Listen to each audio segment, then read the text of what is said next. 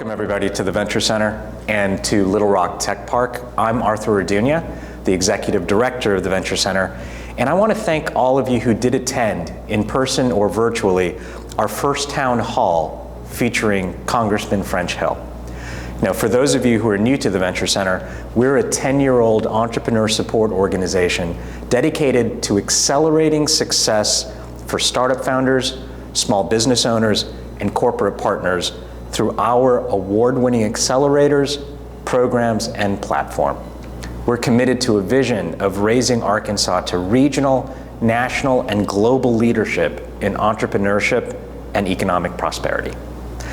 I also want to take this opportunity to thank my colleagues who planned and executed the town hall yesterday, as well as all of the other great programs and events that we run here at the Venture Center. That's Abigail Rosentes, Michael Williams, Ashley Jones, Pamela Reed, Mimi San Pedro, Josh Wen, Hamza Kadir, Daniel Schutte, and Chad Brown. And I want to recognize some of the great partners of the Venture Center who supported us by their presence at the first town hall, including the Chamber of Commerce and, of course, alumni companies like Bond.ai and SecureTech. Now, this is our first town hall at the Venture Center and at Little Rock Tech Park. It's going to be the first in a series of technology and entrepreneurship-focused discussions with public policy and industry leaders, open and for the benefit of our startup, small business, corporate, and community partners in Arkansas and beyond. And it's fitting that we kicked off with Congressman Hill, who's been a longtime friend and supporter of the Venture Center, and not just of us, but of startup founders and business owners in his district, in this state, region, and frankly, across the nation. So a quick intro of Congressman Hill for those of you who may not be familiar with him. He's a 9th generation Arkansan. He's represented the 2nd Congressional District since January 2015 here in Arkansas, and he serves as the Vice Chairman of the House Financial Services Committee and is Chairman of its new subcommittee tasked with overseeing all areas related to digital assets and financial technology. In other words, he's our digital financial czar in Washington, D.C. He's also a member of the House Permanent Select Committee on Intelligence, as well as the House Foreign Affairs Committee. And prior to his congressional service, which makes him uniquely qualified to lead in this capacity, he was the founder, chairman, and CEO of Delta Trust and Banking Corporation that was based here in Little Rock, where he and his family still reside. It was a great conversation, wide-ranging, not just an interview. We were able to cover blocking and tackling issues, but we also dove deep into implications and definitions of new financial technologies such as blockchain, distributed ledger technology, the differences between stablecoin and nationalized digital currency, those implications to our businesses, to entrepreneurs, to investors, and also taking, quite frankly, some cautionary looks as well at what is it going to take to maintain America's leadership in global finance and in financial technology, and the potential threats that might both destabilize and lead to some negative climates for investors and for the economy in general.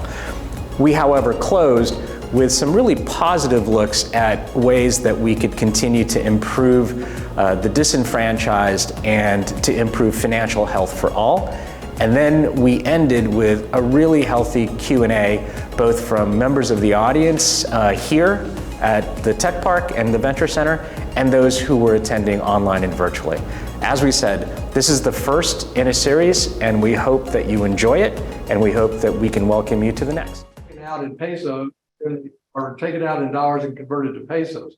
That cost is around 7 or 8% all in estimated. If one had a digital token, a dollar-based token, or this is what Libra was trying to do, you take that agency cost out. And so I think when you break it down like that and get away from Bitcoin and get away from trading crypto and people in hoodies on television, and people who are worth $24 billion one day and zero the next, you're just trying to make things more effective, more transparent, more accurate, and lower agency costs. Yeah, no, I think that's a great point, and one that a lot of the folks, and I see some of our tech alums, as well as local tech technologists and entrepreneurs here who know that blockchain and detailed tech is definitely applicable beyond finance, definitely applicable beyond cryptocurrency, and is actually something that we should be taking a look at, and maybe in 2024 from a corporate accelerator perspective, along with other ESOs here in Arkansas. So we'll definitely be talking to you about that. But since you opened the door there, which was one of the ones I wanted for you to touch on, from your subcommittee perspective, you've talked about the framework and putting together a framework.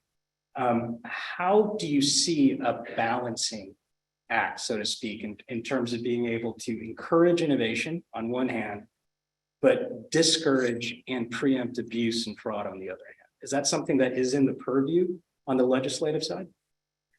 It is. Of course, this is the balance that government faces in every aspect of our daily lives. And people argue on talk radio and on social media every day about, if I were in charge, we wouldn't have these problems. But government's job is to take all that input and come up with a balance there and make it the best we can, preserving freedom, to the maximum extent in this country, preserving freedom of choice, freedom of association, movement.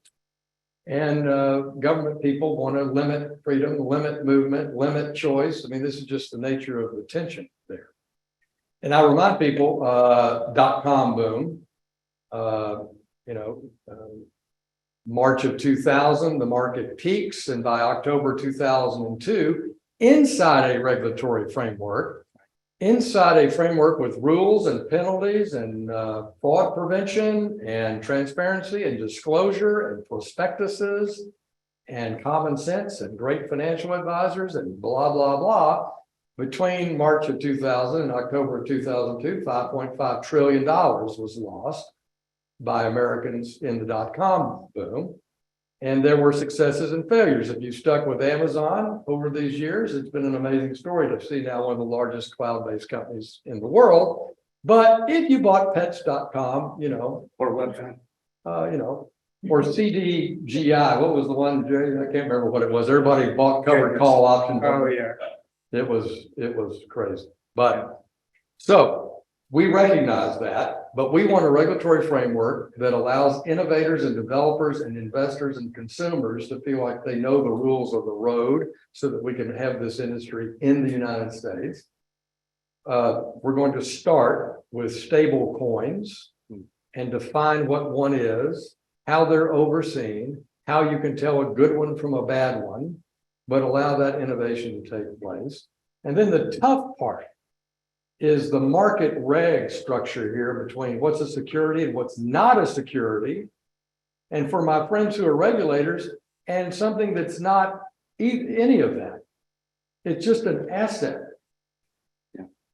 If Millie Ward sells me a painting, I've tried to do my due diligence on the artist and that kind of thing, but there's no one in the middle of that. Now, she has some obligations. She has a cost basis in that painting, and she may owe technically capital gains tax on it. And if she's doing this like as a business, then she has some other things she has an obligation to. But if it's just they're downsizing, I like the painting, I want to buy it, I write her a check for it. If it's over $10,000, she technically has an obligation, and maybe she reports that to as a currency transaction report if I pay her in $100 bills or if I write her a check. But that's it. There's no government agency involved. There's no engagement there. So I'm arguing that you're going to have utility coins or some digital assets that are not a security, but they're also not a commodity. They're nothing. It's a thing. And that we don't need the federal government regulating those except for standard fraud, like normal law. Like if I find out that Millie tells me it's a Picasso and it's Bob Picasso, I could sue her for fraud. I wouldn't ever do that to my friend, but see what I'm saying? Yeah. And this is a real puzzle in DC because there's some discomfort here when we bring up that topic. Yes. No, and I'm glad that you raised up the idea of stablecoin, because that is back to what you'd said about a sandbox. right? That seems to be potentially a really ideal sandbox for legislative and private sector to work together, right? To encourage the private side initiative from the get-go. Yeah. So there's no, so there's no incidents and no more perp walks, right? Unfortunately, if you did something wrong, come in and tell us what's going on. For the audience, I'd love for you to maybe set in context too. You're doing a great job in terms of explaining these that even I can understand it. There's stablecoin, and then talk about another slightly volatile current subject, which is central bank digital currencies. And just, I'm not sure everybody realizes, I'm going to ask the congressman to give you his definition of it, but CBDCs, more than 114 countries right now are exploring them. More than 11, mostly in the Caribbean for some strange reason, have launched digital currencies that are backed by the actual country themselves.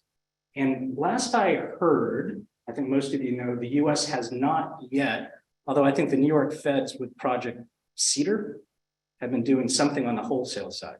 I'd love to get your perspective on the view of a US CBDC. This is a topic, depending on where you sit, is an academic exercise that people are cranking through at the Federal Reserve Bank of Boston, Federal Reserve Bank of New York, evaluating the pros and cons. How would this impact monetary policy? How would this impact defining M1, M2, M3 in the money supply?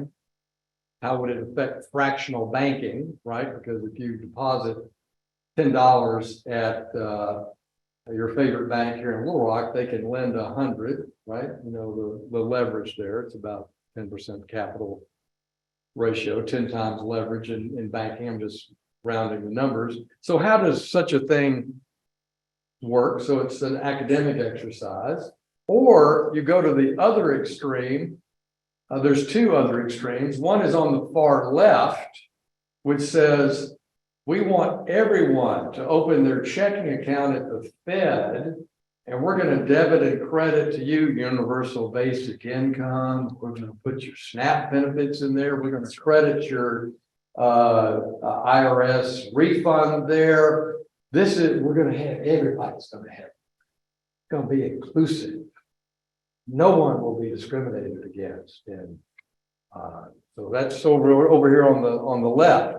On the right, you're creating a Chinese surveillance state.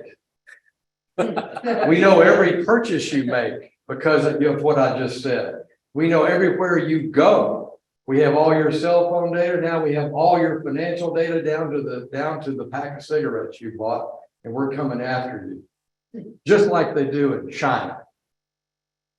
Well, that makes for a nice political conversation to have these two extremes, right? Yes. But I don't think everybody gets that, because they either don't care, don't know about it, have sort of the academic view, and that sounds kind of interesting, or they fit in one of those two camps of this is going to solve every nirvana problem on the planet and we're all going to live in peace and harmony, or it's an absolute catastrophic dystopian universe. Yeah.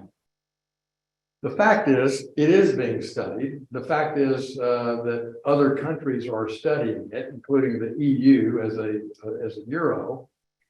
And this would mean that you're talking about a digital, not a digital dollar like a real-time payment, but a tokenized dollar on a blockchain payment system, because that's what you're talking about. We already have digital money. And we're going to have real-time payments soon, where Venmo is going to hit your friend's account in real time, not ACH time, which my kids still haven't figured that out. I thought Venmo was by the rebate. I don't know who it was. Who is this person that gets this money?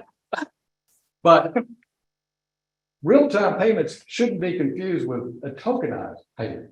And that's when someone says CBDC to me, it means that Congress key point, has authorized the United States Treasury Yes. to have a digital token distributed by a Federal Reserve Bank.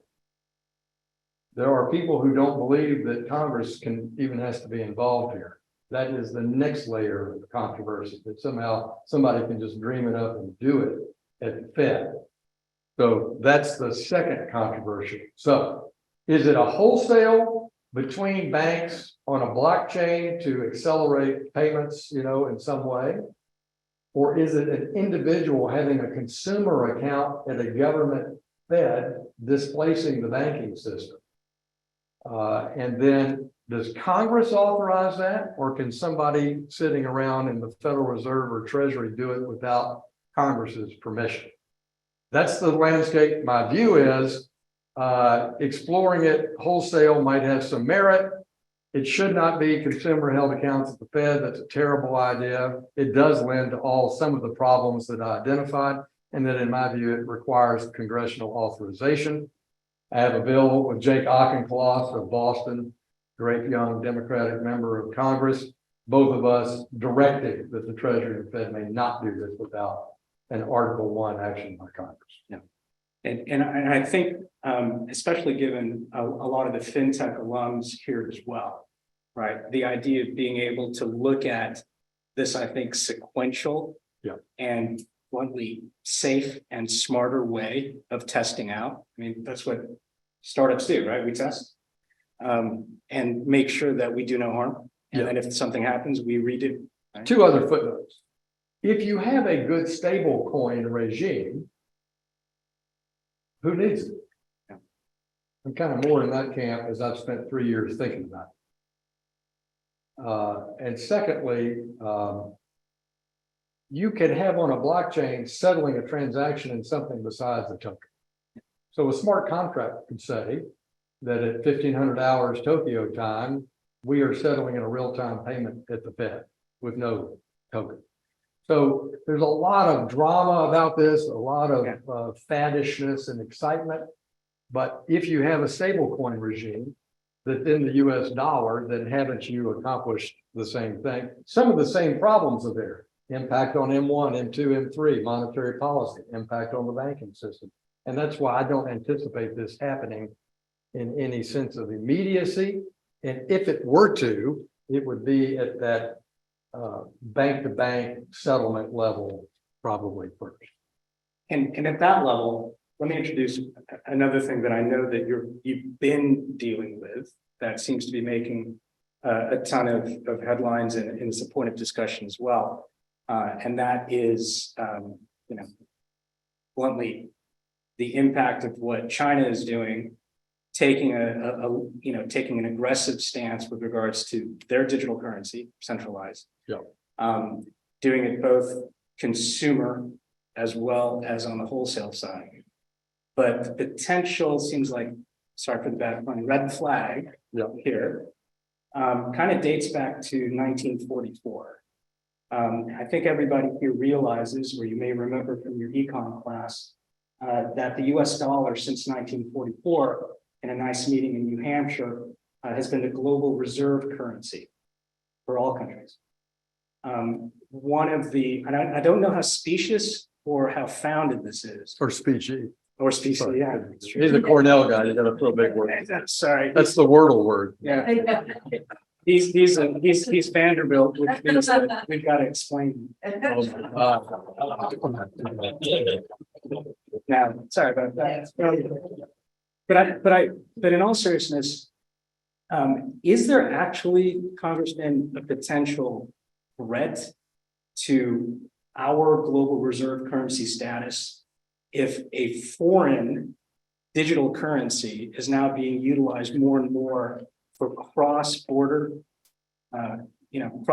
transactions and fulfillment without touching us, so to speak? So it's, again, one of these big questions like the role of the CBDC, and is that necessary in a defensive mechanism on this sort of point?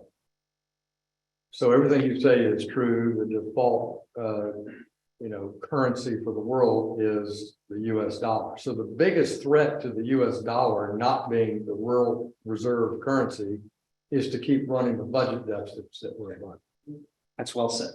It is. No, It absolutely is. So, quit talking about all this other stuff. The bottom line is what we're doing right now to ourselves is destroying the prospect that the dollar will be the reliable reserve currency. We've gone through this a few times in our history. In the 60s under the Great Society program, we destroyed it, and we actually went off the gold standard and ended it in the Nixon administration. And a dollar in 1971 is worth about 10 cents today. And so if we want the dollar to remain the reserve currency, we need to go back to a more fiscal sane pre-pandemic and even pre-pandemic, where Democrats and Republicans both argued that smallest deficits are better, right? That's number one. Number two is that we need to make sure that the Chinese RMB, people know about its challenges. There's no legal system. You cannot adjudicate a complaint about a transaction in the Chinese currency. What court do you go to?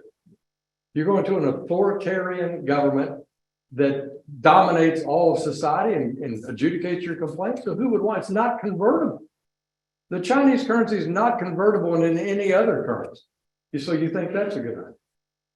So Jim Hines, Democrat of Connecticut, who's on the Intelligence Committee with me and the Financial Services Committee, we have a bill called the 21st Century Dollar Act, which directs the Treasury to inform Congress and strategize and promote what it is that we should be doing to make sure the dollar is maintained as the reserve currency now.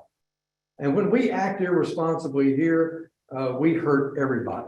It's truly dropping the pebble in the pond and the ripples go across, the whole universe. So when we have high inflation and make bad decisions here, we are pushing that into Nigeria. That's the big picture. But I don't think it's solved by a CBDC. I think these fundamental macro financial issues are more important. But at the margin, and for all the telecom people here, all the Altel alums, et cetera, the Chinese, why are we arguing you shouldn't put Huawei in your telecommunication system? Why would we not want the backbone telecommunication system in sub-Saharan Africa to be, a Chinese company? Surveillance is number one, but digital finance is number two. So if you take my telecommunications system, I can surveil everything going on in Uganda, but I can also then impose my retail RMB transaction by running all the debit cards, all the credit cards, and then I can drop in there, a digital Chinese yuan as well. So to me, telecom standards are connected to financial services standards if you're going to go try to dominate at a population level, not per se wholesale, right? Retail. Does that push for an acceleration towards, if not an actual quote digital dollar, at least a preferred or premium U.S. backed stablecoin?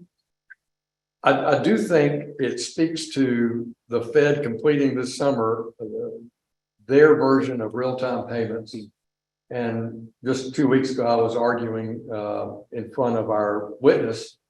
And I could have asked this question in 1980 when I was doing payments. Why is the ACH system only open 8 to 5 Monday through Friday? Part of it is back office infrastructure, keeping up and double checking, right? Yeah. Does anybody really want real-time payments? You do. But people's next question is, if you're in the office at the compliance headquarters, is, well, what if it's wrong?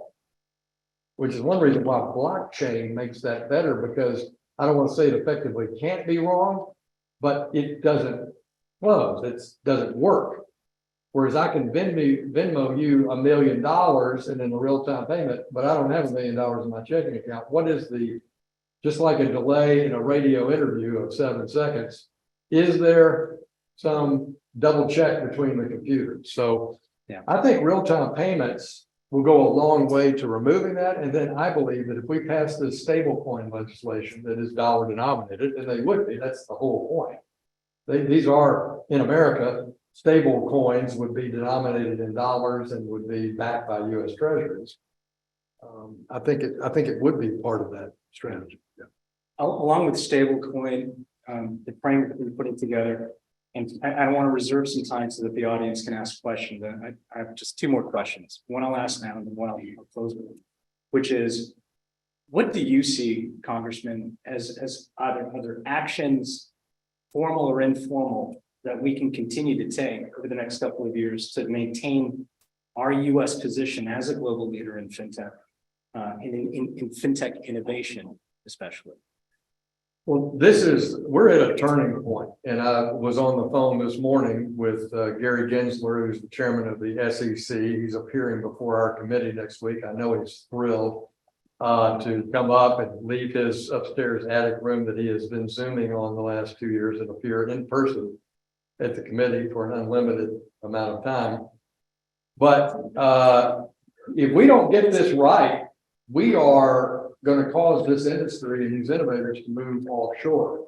Europe now has a basic stablecoin legislation, and they have a basic digital asset legislation. The Asian countries do, in some cases, Singapore, Hong Kong, although I now wouldn't go to Hong Kong, but Singapore. So we want that innovation here. We don't want it going offshore where it will not have any of the regulatory certainty, dollar oversight that we would have here. And I think we're at a turning point, and that's because of Gary Gensler and the banking regulators, and with the Silicon Valley collapse and Signature collapse that was on display. I can't tell the hypocrisy or schizophrenia inside the Biden administration on this point.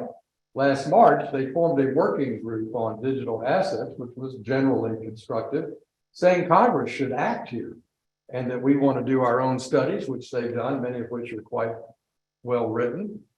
To this year, we're putting everybody out of business, including the people who came to the SEC and the CFTC to ask permission to engage.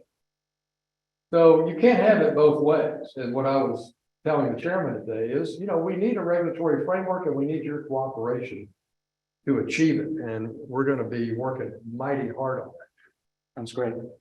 I'd like to open up questions for the audience. We've got a mic here, because I've got plenty more. For Amy has a question up front. Mimi. Thanks, Congressman. My question is can you tell us about conversations happening around those that are unbanked, underbanked, and those without broadband, of which we have a high percentage here in Arkansas? How do we protect them and get them into this? Right. So the question was about unbanked or less underbanked folks, and then the lack of broadband service. Of course, the state is spending billions for connectivity, both cellular and wired internet. Congress has appropriated more money than we'll actually ever spend. We had a big summit in Hot Springs, I guess, last summer, and Brendan Carr, commissioner from the FCC, was here, and he said, look, you don't need any more money. You just need to make sure the money gets spent properly, county by county, town by town here, which is why the legislature commissioned a special study to essentially do their own maps, because the FCC maps, which we've contributed a lot of money to in Congress to get them up to date, are inadequate. It's kind of like the flood maps at FEMA, they're out of date. So the legislature paid to have this county by county business plan done. So on access from that point of view, I think Arkansas is on a path to catch up. Will we get to where Uncle Joe down the road from Dumas has it at his farm at a great up and down speed? Maybe, but that might be due to Elon Musk or somebody else in low Earth orbit. But most people, if you live in a town, you're going to have access to fiber optic is the default plan. So that's point one. Point two is we need to make our financial inclusion strategy has all kinds of pieces. One is you're seeing the response by the financial institutions today offering mobile easy to sign up for, front-end app acquisitions, and you see particularly minority citizens signing up for those at a faster rate than, non-minority citizens. And so I really think there's a real effort made by all the financial institutions. You don't have to be a CDFI, you don't have to be active in an urban space to do that, because you're not geographically tied anymore. All these old rules about in fair housing or the Community Reinvestment Act and things of that nature were tied to physical deposit locations, right? So we need to think about that digitally now. And I think you're seeing that in major institutions and community banks as well. Secondly, I want to democratize the investing piece. So my bill is going to be marked up next week on making it easier to be an accredited investor. And open that up to skills and abilities and who you work for and why. And I did this for 15 years. I was a Reg D equity fundraiser for people. I was an investment banker. And yes, you can have 35 non-accredited investors in your Reg D offering, but no, your lawyer will tell you not to do that, even if they're employees, because if something goes wrong, it goes wrong badly typically. So we want to lower that ability and make more people able to invest in private resources. And because now 15,000 large American companies are private, and more people stay private longer, we want the employees of those companies to have access to earning stock positions in those businesses and build wealth that way, even if the company never goes public. And this is a major change in the last 40 years. We have half as many public companies as when I got out of college, and that means there are half the choices to go in your 401k or in your pension plan. So I think that's important. And then credit access, again, apps, front-end screening, AI has expanded credit access, but I have a bill there that allows people to use rent and other forms of payments, utility payments, to be given a credit card based on the track record on their utility payment or their rent payment, and not something connected to, say, a mortgage payment. So we've got a lot to do there, but I think high-speed broadband cellular is expanding at a rapid rate, and then I think the marketplace is trying to expand on the inclusion piece. Thanks for asking. I love the element on financial health, by the way, and again, it's potentially a great accelerator topic as well for us. Another question, I think. Do you have a microphone? Yeah, we've got a question online from Mallory who says, what do you think is the biggest obstacle rural Arkansas faces when it comes to harboring and generating fintech entrepreneurship? And then we have another one. So Mallory, thanks for the question. And this kind of goes to some of my opening comments and went to Rockefeller Foundation, Windrock up on Pettagene, the Institute, Kaufman, our chambers of commerce. Everybody is working on expanding, access to an accelerator type experience, a 10X type accelerator experience. And we need to be able to do that virtually too. So that if I'm in a small town in Arkansas, I now have broadband, and I want to engage in this kind of thing, can I participate with the Conway Chambers Accelerator program, right? So we need to be reaching out of Fayetteville, Conway, Jonesboro, and Little Rock, where we have the nucleus of this kind of thing, and get our entrepreneurs and fintech folks out in our towns engaged. And we've got those building blocks. We just need to make it a priority. Kaufman, I've tried to work with, I've taken them to Searcy, for example. You've got Harding there, a very interesting and great business community. But if you can't get the nucleus of economy of scale in a town, then let's bring the entrepreneur virtually to one of our centers of excellence. Yeah, I love that. And that is what you touched on, Congressman, is one of the things that we would love to explore with the Arkansas Banking Association, for example, is to move on that. I think we've got a question in the audience.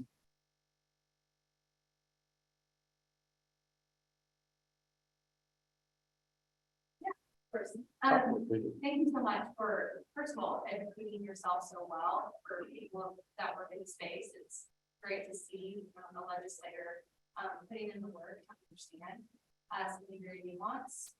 We have a group of over 200 Arkansans that are working and building Web3 technologies that I'm a part of, and a lot of those conversations, builders, entrepreneurs are very, I think, careful with regulators, especially the SEC, because of a lot of the very quick judgment call, right? Deem everything security.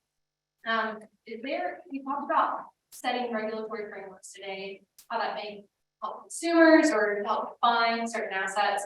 Is there any legislation in the pipeline or you would discuss that actually guards against that overreach from institutions like the SEC? What's your name? Catherine. That would be my Bill. Oh, Catherine. So, Catherine, it's a great question, and this is exactly what I spent 30 minutes talking to Chairman Gensler about this morning. And it is, what's a security legitimately? What is not a security, and how do you, what's the pathway there? And you can think about a utility token.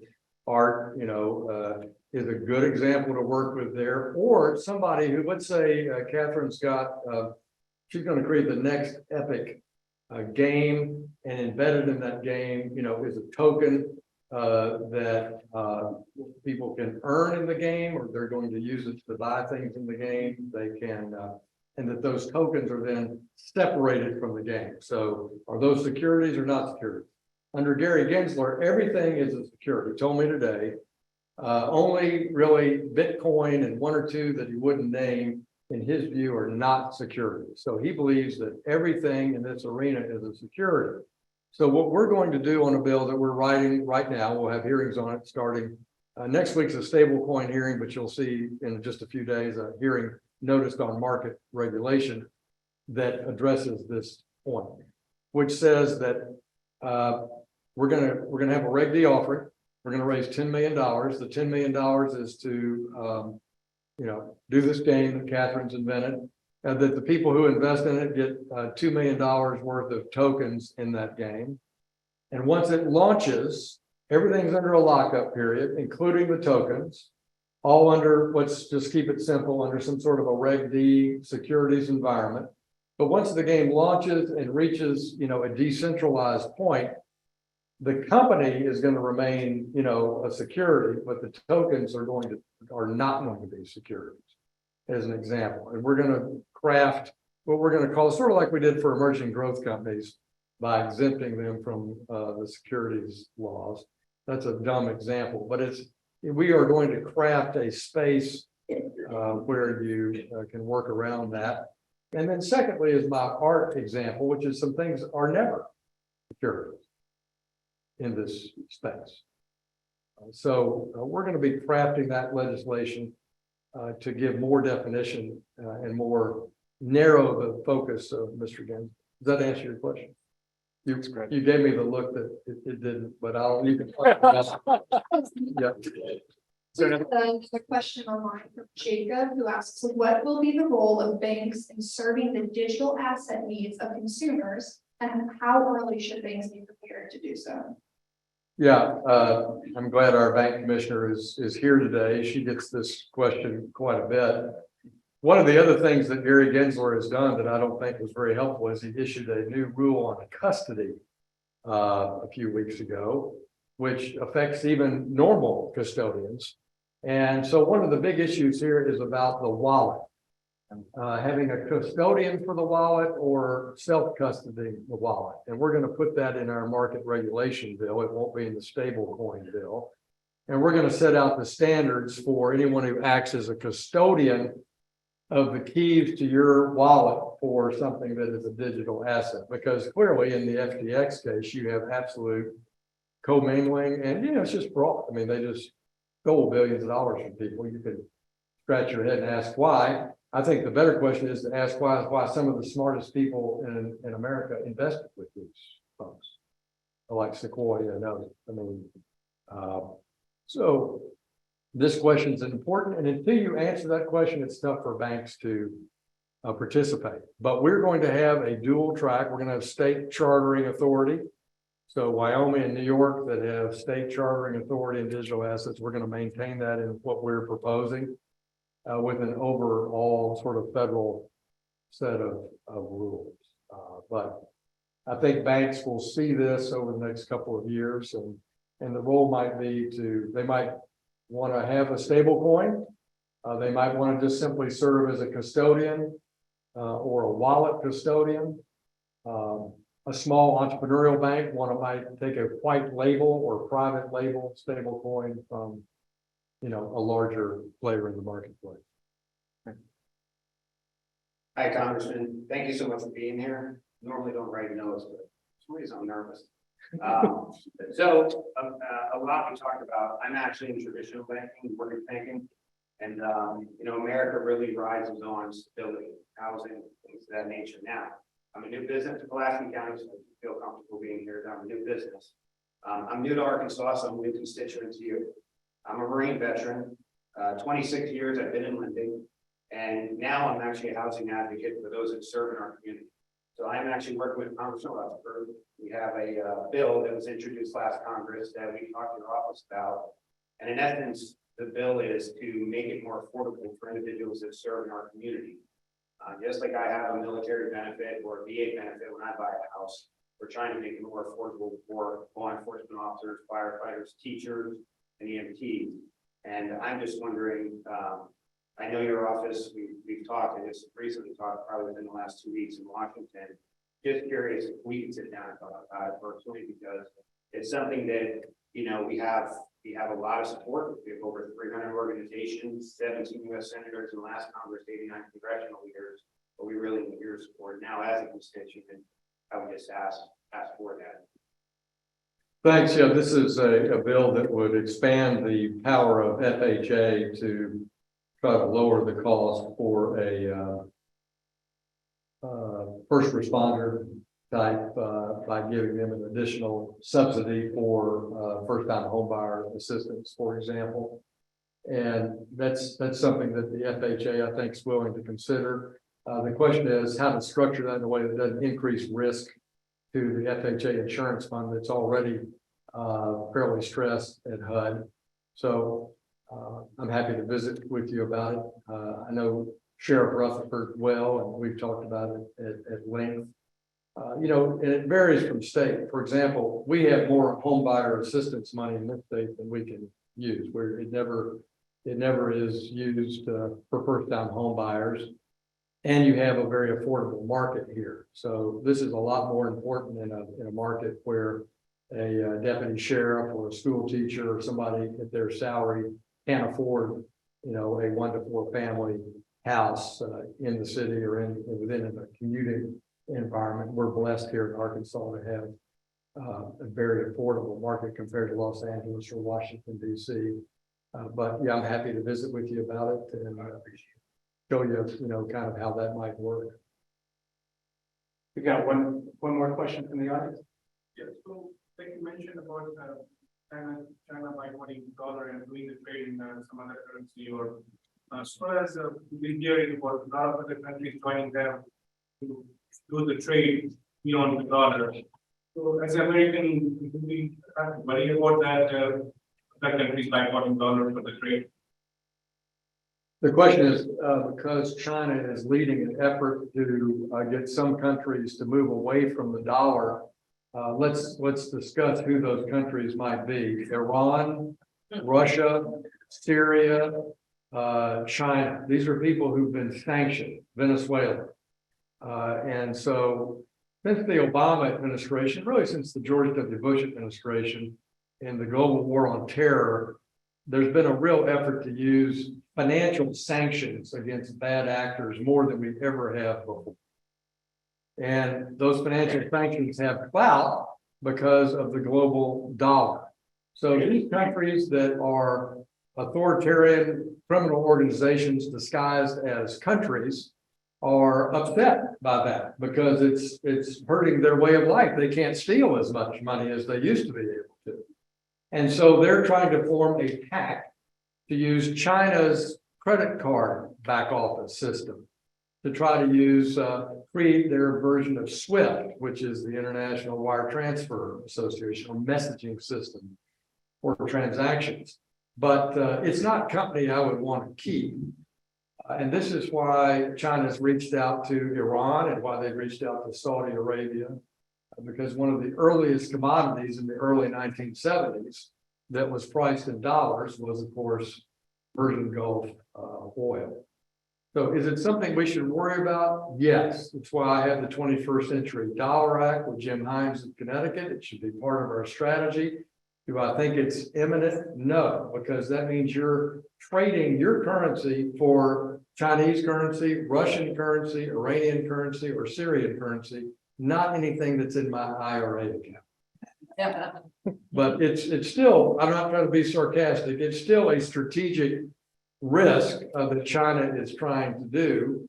But Europeans and Americans and Japanese and Taiwanese and Filipinos and Nigerians and Ugandans, we're onto it, you know, so, but it is a risk and it should be addressed, and I appreciate you raising the question. So I've got one last question to cap this, and then obviously a huge thank you.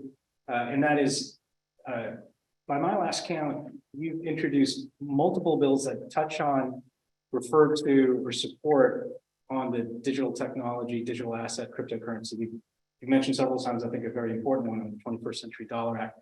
Could you inform the audience about some other legislation that you either have helped to author or are looking to author in this same space, especially now as, you know, as chairman of this new digital asset and technology subcommittee? Right. So we are rolling this out in pieces, and you'll see it over the next few weeks. And I won't necessarily put my name on all of it. I'm trying to get my freshman members to introduce pieces of it. But Jake Auchincloss, I mentioned, from Massachusetts, we've introduced the bill that says that you can't issue a CBDC without congressional authorization. McHenry and I and others will be on this stablecoin draft that will be noticed in an amount of time coming to a theater near you shortly. And then we are drafting this market regulation approach, which is more complicated, but really speaks precisely to your questions, Catherine, about, you know, the big picture here about keeping Gary Gensler and the CFTC and other agencies, you know, in their lane, basically. So that'll be coming up. I think that sounds great. One of the things that we'd love to look forward to as well is this August, Congressman Hill, thank you, is once again going to headline at the Vincent Summit here in Little Rock. And I think that would be a great opportunity to kind of pick up where we're leaving off here. The legislation that you— I hope we have a lot to talk about. I think we're going to have a ton to talk about, and we'd love to see if that's something you could, as well as keynote, maybe even lead some kinds of discussions. But with that said, I'd like to thank not just the congressman, my colleagues, the audience here and virtually, and why don't we give Congressman Hill a round of applause? Thank you, guys. Thank you all very much.